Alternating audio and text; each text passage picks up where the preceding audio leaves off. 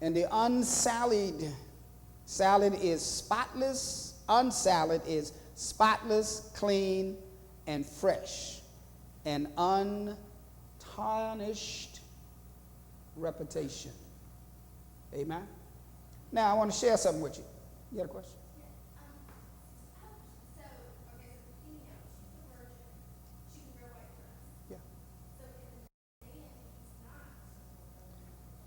There has never been anything about the man, because the man don't always wear white. He wears black, he wears brown, he wears whatever, and then some get out here and they wear white tuxedo.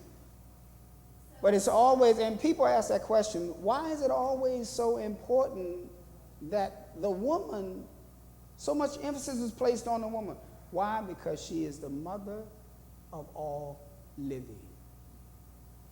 See, everything stems from the woman. Every man that was born after Adam was created came from the woman. So God put a lot of emphasis on the woman being, because she is the mother of all living.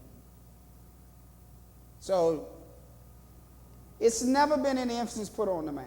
Now, for instance, watch this. At the day of the wedding, all right, when the groom come in, who stands up? Nobody. When that woman cracks that door, what do? Everybody stands. Why? It is her day. All the emphasis is always placed on the woman. They don't say, oh, he was a beautiful groom. It's always a beautiful bride, a lovely wedding. You look very much, and all this emphasis is put on who? The bride. The bride. It's always the bride.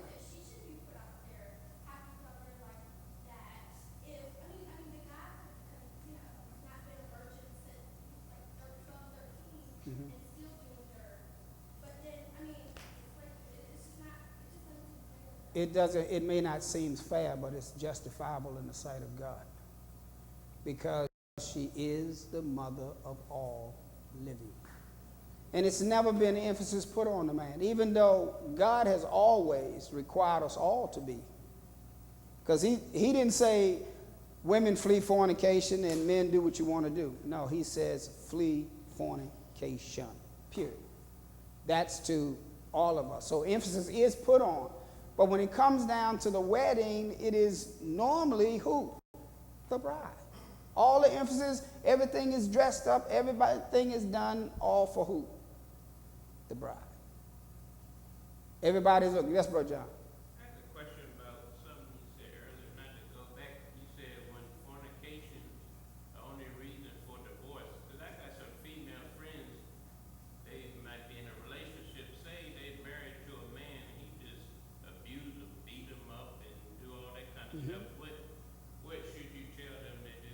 In sickness and in health, till death, do you part. And you know, that seems kind of, but Christ didn't give any other reason other than what? Fornication. That's the only thing that he recognizes. And if the church is the church of the living God, you likewise will only accept one thing, and that is fornication. So if they're in, some people say, you make the bed, you lie in it, you should know what you're getting into. Somewhere along the line, somebody told her, you shouldn't be messing with this guy. And you know how some people are, there's when that weak part comes in. They just weak in the mind, allow themselves to be succumbed by certain attitudes, and then when they get in it, they crying to you bloody murder. He ain't this and that. It's just like this one woman riding the bus. She's trying to get me to go with her, telling me how bad her husband treat her and this and that and the other thing. I ain't got nothing to do with that. That's your marriage. Or he probably running around on me right now. What do I got to do with that? That doesn't say anything to me. But trying to show the man to be. There was a man on the job, that worked in the shipyard, and he talked so bad about his wife. She's the ugliest thing that ever was. And to tell me that she was a beautiful woman. But he was on the job ragging her down. Just literally talking bad about the woman. And the guys used to always laugh about it that knew him and say he'd do that because he don't want Johnny going around his house. But they will. They will. And if they're in a relationship like that, if they're in a relationship of that nature, somewhere along the line, they fail to heed to some good, sound doctrine that would have eliminated that. But they didn't want to listen to, whether it was mom, whether it was uncle, whether it was a cousin, may have been this one or that one. They just failed to listen. And then they got in it, and then all of a sudden now, he ain't Mr. Prince Charming anymore. Why? What happened? So, yes. So what's the answer to that? What's the answer to it? Till death do you part. You got in it? Yeah, but I think his question was, what do you tell them? Till death do you part. The marriage vows is till death in sickness, and abuse is a form of sickness. So if somebody's getting beat up. If someone getting beat up, it is their responsibility because they have failed to adhere to some good advice somewhere along the line, and because now all of a sudden their eyes come open, it's too late. They're in it. Till death do you part. In sickness and in health, you made the bed, lie in it. Because you can't tell them, okay, divorce him, because what did Christ say? Yeah, but isn't there a scripture about separation? And do what? Remain unmarried. So you could tell them to get out of there or separate. Because God calls unto peace and not unto violence or whatnot, but you can never be married again until fornication has been evidently proven.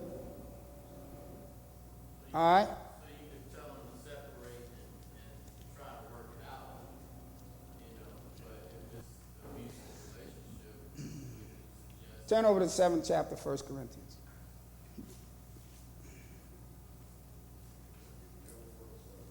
Never works out. Isn't that what Deacon Ogie said?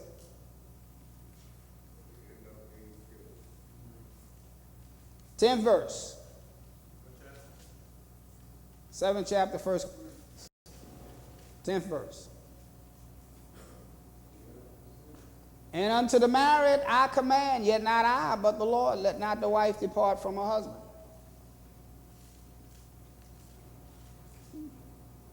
He says, not I, but the Lord, let not the wife depart from. But if she depart, let her remain what? Or be what? And let not the husband put away his wife.